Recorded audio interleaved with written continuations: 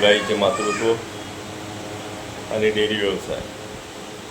मित्रांनो, गाईचे दूध किंवा वासरांकरिता निसर्ग निर्मित आहे, परंतु डेअरी व्यवसायामध्ये पशुपालकांना गाईला वासराचे दूध पाजणे हे त्रासदायक वाटतं, किंवा कदाचित वासरू जास्त दूध देईल, आपल्या डेअरीकरता आपल्याला दूध मिळणार नाही, आणि अन्य काही गोष्टी कुणाला असं वाटतं फॅट मिळणार नाही, SNF मिळणार नाही.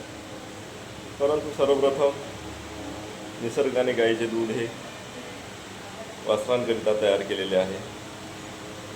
त्याचे बरेच काही नुकसानापेक्षा फायदेसुद्धा जास्त आहेत. त्यामध्ये सर्वप्रथम आपण जर वासरू गाईला दूध पिण्यासाठी सोडलं तर गाय ही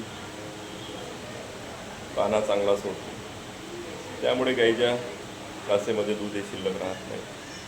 परिणामी गाईला स्तनदाहासारखे जटिल आजार होत नाही. तसेच गाय व्याल्यानंतर आपण जर काही काळ वासराला गाईच्या समोरच जर ठेवले तर ती गाय शांत राहते, व्यवस्थित पाना सोडते, पूर्णपणे त्या गाईचे दूध निघून जाते. तसेच निदान कमीत कमी 4 महिने तरी गाईला गोरा असो किंवा कालवड आपण हे मातृत्व प्रदान केलेच पाहिजे. त्या मातृत्वाशिवाय आपल्या गोठ्याला गाईचे आशीर्वाद प्राप्त होत नाही. परिणामी आपल्या गोठ्याची दिशा ही भरकटल्या जात नाही. त्यामुळे वासरांना गाईचे स्तनपान हे फार आवश्यक आहे. तसेच वासरांमुळे गोठ्याला भरभराटी येते.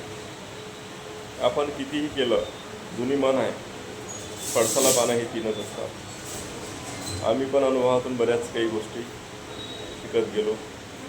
आम्ही पण कधी वासराला न पाजण्याचा प्रयत्न केला, परंतु परिणामी त्याचे आम्हाला बरेच काही वाईट परिणाम आमच्या डेअरी फार्ममधून मिळाले. त्यामुळे माझा हा अनुभव मी आपणास शेअर करत आहे.